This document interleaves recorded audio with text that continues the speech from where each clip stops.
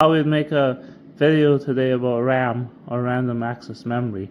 So RAM is the short-term memory in your computer. Now, when I was little, my computer had 24 megabytes of RAM. Now a computer has like 32 gigabytes of RAM, so you can have 1,000 times more RAM than we did, let's say, 15, 20 years ago. So RAM comes in flavors. So it actually comes in two sizes. There's the full size for a desktop, and then there's a shorter size for a laptop, but they're basically the same. And they go from DDR1 to DDR5. So most computers have either DDR4 or DDR5. You cannot mix and match, so you have to check. First thing you want to check is, do I have a laptop or do I have a desktop? Now you gotta be careful too, because you might have a small, what we call small form factor desktop. You can get desktops that are like this big, and they'll use laptop RAM. So you want to see the size of RAM that your motherboard has. That's number one. And then number two, you want to see if you've got DDR4 or DDR5, because a DDR4 RAM will not fit into a DDR5 slot, and vice versa. They're not forwards compatible and they're not backwards compatible. Now when you buy RAM, you typically buy it in pairs, so don't mix and match from different brands either, because they work slightly differently. They have slightly different frequencies. So in this case, we've got, this is the one that failed. I had two sticks of this, one failed and one's okay. They were 8 gigs each, and I bought two 16 gigs. They come as a pair. So you can see on the sticker here that they're 32 2 times 16, and they're 3200 megahertz. So within the RAM, DDR4 is designed to run at a minimum of like 2100 megahertz. That means every minute this RAM can exchange data with the processor like 2100 times. Now this one can do 3600, but we're gonna 3200. I mean, I'm gonna show you. This became super duper expensive. So in your motherboard, you've got the RAM typically work in pairs. So in this case, I got 4 slots, so I can, or we call them channels. So we can actually have, if you look at your manual here, you can see, and if I zoom in, we'll zoom in 3 times, you can see that there's a diagram here that says DIMM A, and then DIMM B. So DIMM A1, DIMM A2, DIMM B1, and DIMM B2. So you have 4 slots, and it's telling me first. So that means what the motherboard is saying is, if I don't use all 4 slots here, I should fill up this slot first and this slot first. So I'm actually running with only 1 stick, which is okay. It's not good for performance, but it still works. So if 1 stick dies, which 1 stick died, we were able to just run on 1. So don't put a RAM stick here or here if you've only got 2. You want to put 1 here and 1 here. So then the next thing you can think of is these are A and these are B.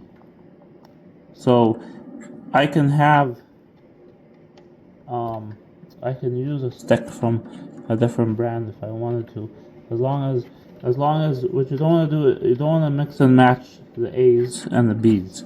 So what I mean by that is, I'm gonna take this out. So all we have to do is we just push on that lever like that, and then this RAM comes out. So we know this is a good one. So what we're gonna do now, I'm going to put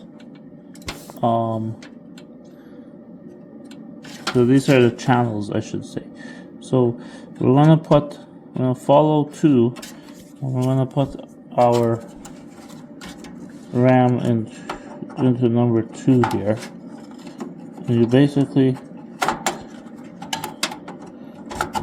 just, oops. You basically just slide it in and push down until you hear the click. Oops. Now if it's not, oh, I made a mistake. You want to line this groove up. So if it's not lining up, it only goes in one way. If it's not lining up, then you probably have it backwards, which I have it backwards. So now push it down. So when you have a click, now you're in. So now you're going to take the second one and do the same thing here. So I filled my 2 slots. Now, if I've got a third piece, so these run as a channel. So if I got a third or fourth piece, I can put them into the third or fourth slot, and the computer will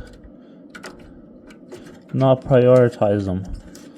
Now if you got a bad piece of RAM, you'll know right away because your computer will not start. So I'll try to I'll push that in. Okay, so now we got a RAM in. Okay, so now I'm gonna turn my computer on. And if there's no death threats from the computer, then we're just gonna go back to our computer screen here. Now, the first time you turn this on, it's gonna take a minute to turn on. And it's gonna tell you, oh, your memory changed. So you can either go F1 or F2. So if we go F1 to run the setup, you'll get into your BIOS. Tick, tick, tick. I'm gonna have to press delete.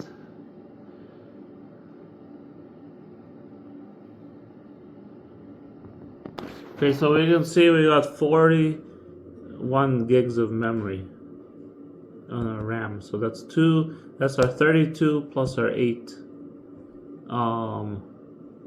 But since there's 1,024 megabytes in the gigabyte, it's slightly more than 40 gigs. So now you're good here.